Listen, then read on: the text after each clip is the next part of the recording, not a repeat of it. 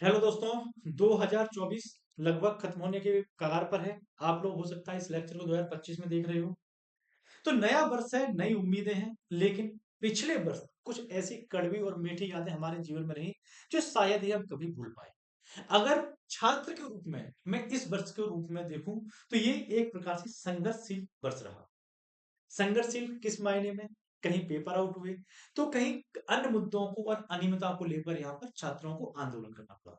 वही छात्र जो अपने परिवार से वक्त मानकर तैयारी करते हैं, जिसमें महिलाओं को विशेष समस्या होती है, उनके सामने वैवाहिक करने की उम्र की भी एक बाध्यता रहती है।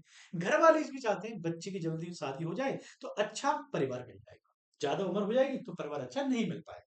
लेकिन वही बच्चियां अपनी तैयारी भी करना चाहती हैं, अपने पैरों पर खड़ा होना चाहती हैं, आत्मनिर्भर होना चाहती हैं। तो उन्होंने पहले तो अपने परिवार से संघर्ष किया, फिर सरकार से संघर्ष किया रोजगार पाने के लिए, जो पेपर आउट हुए उन पेपरों को दोबारा करने के लिए, नॉर्मलाइजेशन जैसी पद्धतियों को हटाने के लिए। तो जहां महिलाओं के जीवन में है संघर्ष रहा, तो बालक और पुरुषों के जीवन में भी संघर्ष थे। अपने पिता की कमाई को इस प्रकार वेस्ट होते देखना, बार बार फॉर्म फिल करना, बार बार पेपर सेंटर तक जाना, उसके बाद भी यहाँ पर जॉब का कोई ठिकाना नहीं, बढ़ती उम्र एक समस्या, ऊपर से सरकार की अनियमितता।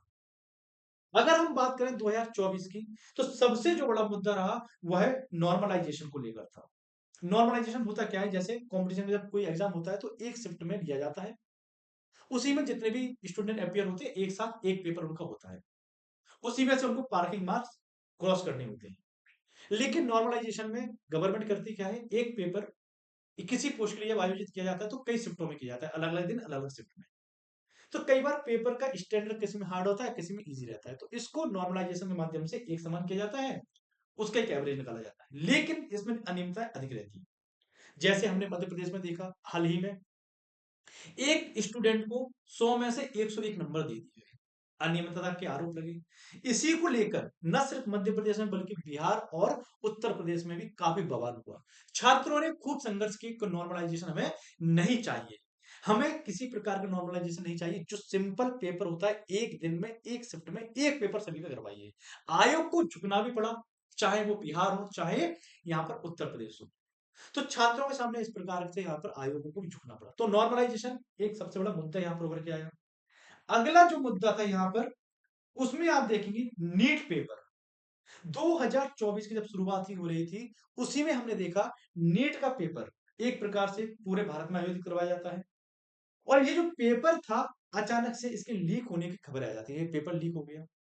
इसके कारण यहाँ पर आप देखेंगे कई संस्थाओं के ऊपर उंगली उठती है कि भैया आप लोग एक पेपर सही से नहीं करवा सकते, जैसे कि यूजीसी है ना, उसके ऊपर उंगली उठाई जाती है। आखिरकार इस पेपर को धांधली के आधार पर खारिज कर दिया जाता है, सुप्रीम कोर्ट में केस जाता है। सुप्रीम कोर्ट ने भी माना कि बड़े पैमाने पर नीट के एग्जाम में धांधली हुई थी। सुप्रीम कोर्ट ने भी इसको बोल दिया कि ये सबका एग्जाम फिर से लो। ये विवाद खत्म नहीं हुआ था, अगला विवाद शुरू हो जाता है, और यह था यूजीसी नेट, यानी कि नेशनल टेस्टिंग एजेंसी, जो यहाँ पर पेपर कंडक्ट करवाती है यूजीसी नेट का, उसके ऊपर सवाल उठते हैं। 2024 पहला मौका था जब यूजीसी नेट का पेपर ऑफलाइन लिया गया था, वैसे ऑनलाइन होता है, ऑफलाइन लिया गया था, लेकिन पहले ही बार में यहाँ पर अनियमितता के आरोप लगे, भ्रष्टाचार के आरोप लगे, सीट बिकने के आरोप लगे। तो यहाँ पर हुआ क्या, एक दिन बाद जब ये पेपर करवाया गया तो इसको रद्द कर दिया गया। फिर यहाँ पर आप देखेंगे अगला जो विवाद था वो है उत्तर प्रदेश लोक सेवा आयोग के अंतर्गत आरओ एआरओ के एग्जाम को एग्जाम को लेकर था।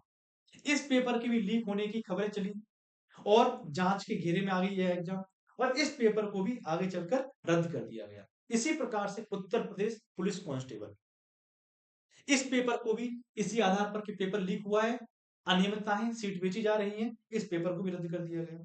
न सिर्फ मध्य प्रदेश, उत्तर प्रदेश और बिहार, बल्कि तमिलनाडु और महाराष्ट्र जैसे दक्षिणी राज्य भी इस पेपर लीक की घटना से मुक्त नहीं।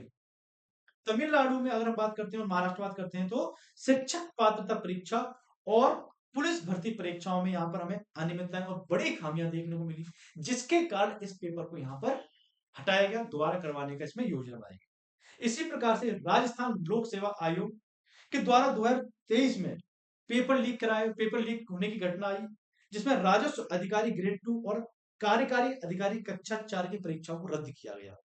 इन दोनों पेपर में बड़ी मात्रा में यहाँ पर अनियमितता पाई गई और दोनों ही एग्जाम अब मार्च 2025 में प्रस्तावित है। आरओ यारो का तो कुछ अभी पता ही नहीं है कब तक होगा।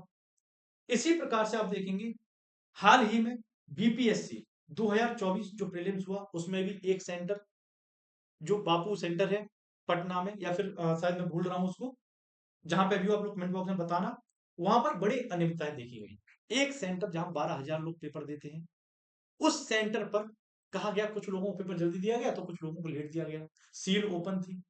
तो इस आधार पर इस पेपर को भी रद्द करने की मांग की जा रही है। देखते हैं आगे क्या होता है। ये कुछ ऐसी मेजर घटनाएं थी जिसने छात्रों को एक प्रकार से सड़कों पर आने के लिए मजबूर किया। वही छात्र जो कमरे में बैठ के पढ़ाई करते हैं, इन छात्रों ने खूब संघर्ष किया अपने अधिकारों के लिए। कई बार इन लोगों ने यहाँ पर डंडे और माटर कैनन की मार भी खाई, लेकिन जब छात्र एकता एक साथ आती है तो सरकार को झुकना भी पड़ता है, और इन परीक्षाओं में हमने देख लिया सरकार कैसे झुकी।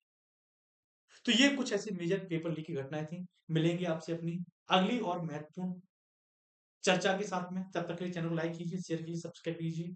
थैंक यू, जय हिंद।